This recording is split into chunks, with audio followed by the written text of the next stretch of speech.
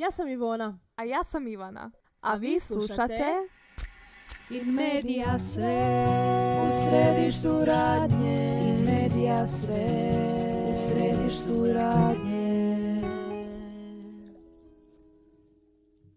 Današnja gošća će nam reći nešto o svom fakultetu, kao što smo već najavili u prijašnjoj epizodi. Evo, možeš li nam odmah u uvodu reći nešto o sebi, o svom fakultetu, reci nam koja si godina. Bok, ja sam Ena, studiram biologiju na Prirodoslovno-matematičkom fakultetu u Zagrebu. 4. sam godina trenutno, to je prva godina diplomskog studija fiziologije i imunobiologije.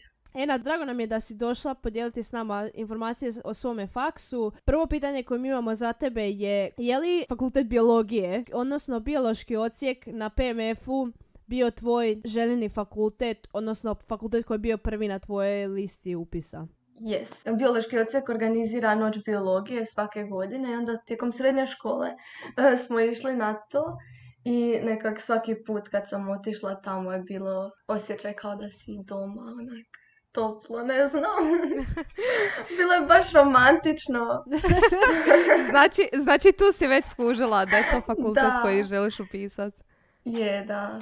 Od malih nogu sam bila opsjednuta sa svim živim, sa svim što hoda, sa svim što diše. Tako da je tijekom osnovne škole isto i razrednica mi je bila, predavala biologiju u osnovnoj, pa sam i od nje puno naučila. Iako su me svi obeshrabrivali, svi su govorili nemoj pisati biologiju, biologija je grozna, nećeš ništa imati posla s time.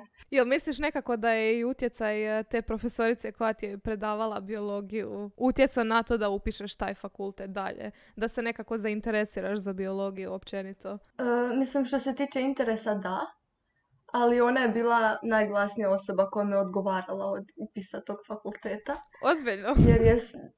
Jer je s njom bila situacija da nije htjela biti profesorica nikada, ali nije bilo drugog posla.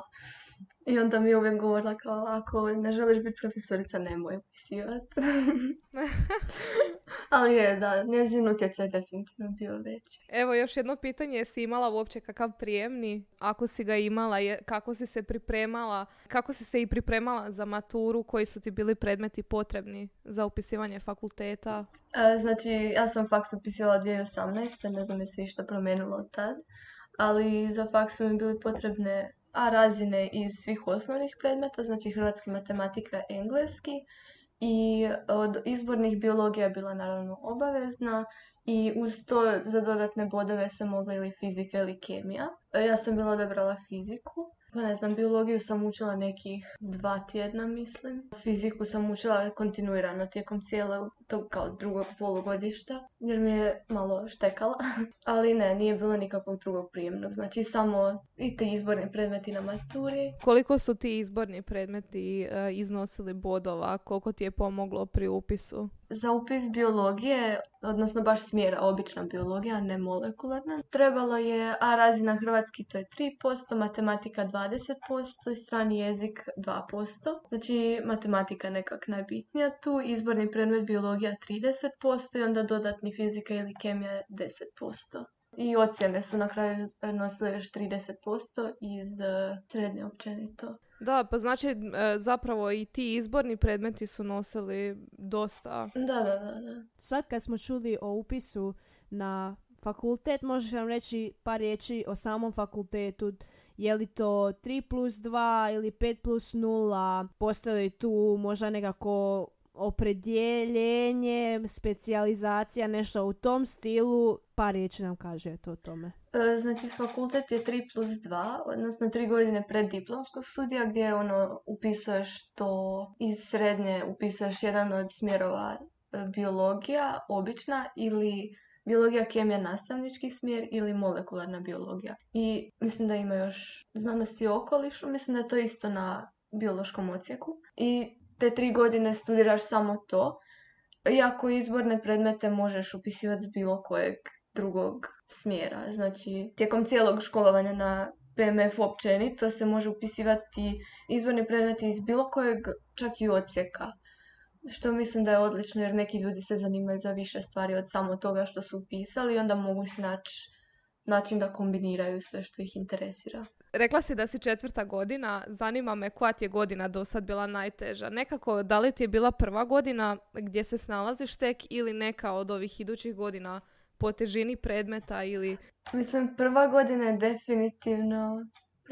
definitivno bila jedna od težih.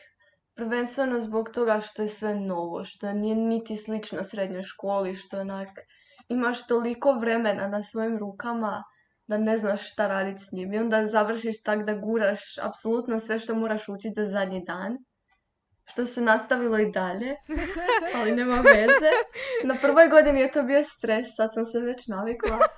Sad je postalo već ono kao, ma nema veze. Sad je već normalno. Znači organizacija vremena. Iskreno došlo je do toga da pišem seminar danas i to 5 minuta prije nego što ga trebam prezentirati. Da, i prva godina je bila teška zbog toga što sam se preselila iz Slavonskog Broda u Zagreb i sve mi je novo, ti tramvaji, ogroman grad, putovanje još. Na prvoj godini smo išli, znači PMF ima biološki odsjek tu u gradu, na Rooseveltovom trgu i ima veliki PMF gdje su kemijski, matematički, fizički odsjeci i tak. To je sve na Horvatovcu, znači dosta daleko i onda i to putovanje, usklađivanje rasporeda, to je sve bilo jako stresno. I prva i druga čak su dosta natrpane što se tiče svega, što se tiče i rasporeda i predmeta, baš je natrpano sve i slušate različite predmete koji često nemaju neke pretjerane veze s biologijom. Pa i tu zna biti jako demotivirajuće, zašto sam ja upisala biologiju ako učim kemiju, ne znam, mjesec dana. A koliko ti je trebalo da se privikneš na taj cijeli, ajmo reći, novi život tamo dok si upisala prvu godinu i koliko ti je zapravo trebalo da se tamo na fakultetu privikneš na sve? Kakav je odnos tamo? Jel ti neko mogao pomoći usmjeriti? Kakva je cijela situacija tamo? Mislim da mi je trebao taj prvi semestar da se onak malo priviknem. Drugi semestar je već bolje išao, ali na drugoj godini mislim da je tek postalo onako baš kao i studiram. Znači ima nade nakon prve godine. Stvarno ima. Kasnije je još bolje, na trećoj je još bolje. Treća godina mi je bila genijalna. Što se tiče predmeta, jel? Što se tiče ovog, jel me imao netko za usmjerit, ja nisam dobar primjer za to, jer ja sam osoba koja ne bi nikad tražila nešto tako da nisam nikad istraživala, ali znam da se sad nedavno otvorio karijerni centar na PMF-u, koji kao nudi tak usluge vođenja kroz faks ili neko savjetovanje ako nekom treba samo popričati ili ne znam, usmjeravanje za prakse ili za bilo šta. Tako da mislim da je to super ljudima koji to vole, kojima to treba. Pa osobito onima koji upisuju prvu godinu fakulteta, mislim da je to nekako Da, definitivno. Najkorisnije, da. Znači nekako na toj prvoj godini organizacija na 100, ajmo reći. Što se tiče prijevoza, pogotovo ako nisi iz Zagreba, što se tiče prijevoza i što se tiče svega općenito za faks i ispita i svega, znači. Da, apsolutno, znači... A jel vi isto imate praksu na biološkom odsjeku ili... Da, znači u sklopu velike većine kolegija postoje praktikumi gdje vježbamo konkretno ono o čemu učimo. Znači, ne znam, na praktikumu iz mikrobiologije nasađujemo bakterije na podloge i gledamo kako rastu i analiziramo to. Mikroskopiranje je onak temelj svih temelja i to toliko da vam ode vid od toga. Znači, stvarno jako puno mikroskopiranja. Imaju čak praktikumi iz, ne znam, matematike na prvoj godini. Imaju na kompjuterima, na računalima. Isto programi u kojima se analiziraju tak različite, ne znam, sekvence. Uglavnom ono što se stvarno radi u području biologije, ono što se koristi svakodnevno u svijetu. Tako da ima puno, da. Isto tako možemo tražiti prakse izvan fakulteta, izvan osnovnih kolegija, što se jako preporuča. Ja to nisam poslušala, ali jako preporuča se, jer kroz prakse stječete odnose sa drugim institutima nekim i možete potencijalno dobiti puno potpisa za kasnije. Ako želite na doktorat ili neku razmjenu ili bilo šta, to je jako bitno. U biologiji je baš jako bitno gurat se gdje god se stigne, kod kojeg god profesora molit onak, ej bok, jel smijem ja tu radit? Tako da to je jako, jako bitno kod nas. Kad si još rekla da je potrebno imati, ajmo reći, dobar odnos sa profesorima što se tiče te prakse, jel da možeš malo više reći o tome kakav je odnos profesora i studenata na samom fakultetu? Čuli smo kod nekih od naših prijašnjih gostiju da neka čak odnos profesor-student može čak i utjecati na ocjenu. Pa evo sad nam reci kako je to na biološkom odsjeku na PMF-u. Ja sam čula od jako puno, znači 90% ljudi koji ne studiraju na biologiji, da imaju jako puno problema s profesorima, da imaju problema sa njihovim karakterom, da imaju problema s njihovim osjećajem da se uzdižu iznad svih ostalih, da imaju problema s ocjenama baš zato što su profesori nisu približeni studentima, što je najbolja stvar kod biološkog odsjeka što toga nema. Znači naravno da ima ljudi koji se malo uzdižu iznad ostalih, naravno tog ima svugdje, ali kod nas baš profesori su normalni ljudi kod kojih možeš doći kad god ti šta treba, možeš im poslati mail kad god ti želiš, u koje god doba dana, neki će odgovoriti odmah, neki neće, ali svi su jako, jako, jako pristupačni. Baš onak, to je bila jedna od glavnih stvari koja me privukla biološkom odsjeku, jer profesori su tu zbog nas, a ne mi zbog njih. I to nam nekak dosta njih pokušava naglasiti, znači da se ne ustručavamo nikad pitat nešto. Baš odnos studenti i profesori su baš odlični. Nemam riječi loše da bih rekla za njih. Znači nekako vlada ta neka kolegijalnost gdje vas smatraju već nekako kolegama, ajmo reći u tom smislu. Da. Je, stvarno je. Ima dosta profesora koji nas guraju kao do svojih većih potencijala. Ima super. Zanima me, evo, na koji način polažeš predmete? Polažeš li predmete preko ispita ili preko kolokvija? Naravno, vjerujem da u većini slučajeva kad smo pitali, rekli su nam svi da ovisi o predmetu. Zanima me kako je to kod tebe na tvom fakultetu. Isto tako, znači sve ovisi o kolegiju. Na prvoj godini smo imali kolokvije iz svega, većinom. I to je odlično, stvarno, tjerate da učiš kontinuirano tijekom semestra i na kraju kao nagradite s tim što ne moraš izaći na ispit, ali i dalje možeš. I na biološkom odsjeku je super što ima jako puno rokova. Znači, ako ne položiš sve preko kolokvija, imaju 2 roka u zimskom ispitnom roku, imaju 1 rok u proljetnom, ima 2 na ljetnom i još 2 na jesenskom. Znači, znači puno mogućnosti. Je, stvarno ima jako puno mogućnosti i vremena, ajmo reći. No, kako sve više, kak idu godine faksa, to ima sve manje i manje kolokvija i došlo je do toga da sada na 4. godini nemam niti jedan kolokvij. Znači, niti jedan kolokvij. Sve je na ispitima, što definitivno nije dobro jer onda provedeš cijeli semestar ne radeći ništa, jer te ništa ne tjera na to. I onda sad sve odjednom moraš naučiti u 2 tjedna. Znači opet dolazimo do one prvotne organizacije vremena. Apsolutno. gdje nekako najbolje bi bilo to odmah u startu na prvoj godini pokušati urediti pa si stvoriti nekakvu naviku.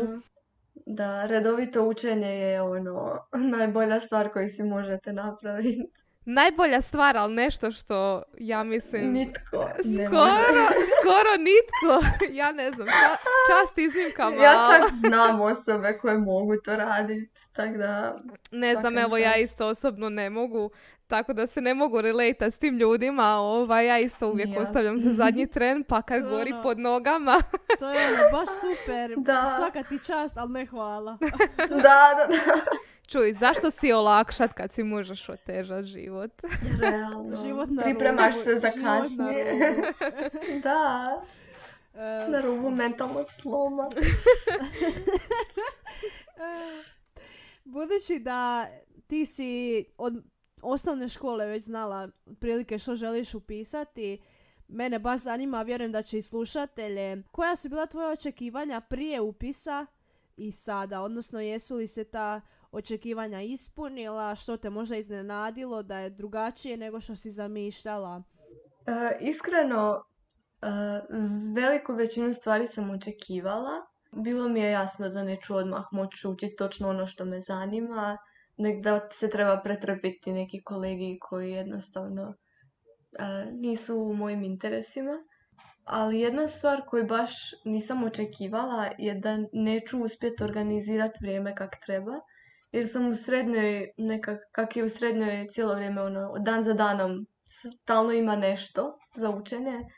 Bilo mi je dosta lako organizirati vrijeme i naučiti kak treba. Dok na faksu onda dođeš i skužiš da te nitko neće tjerat, da ti ne moraš učiti, da ti nemaš, ne znam, da sutra pišete ispit i to je to. Nek se nekako opustiš previše i to me iznenadilo. Nekako veća je odgovornost na tebi samom da si organiziraš vrijeme i da nekako napraviš sebi najbolje što možeš za kasnije, pogotovo ako ne možeš polagati preko kolokvija, nego ako polažeš preko ispita.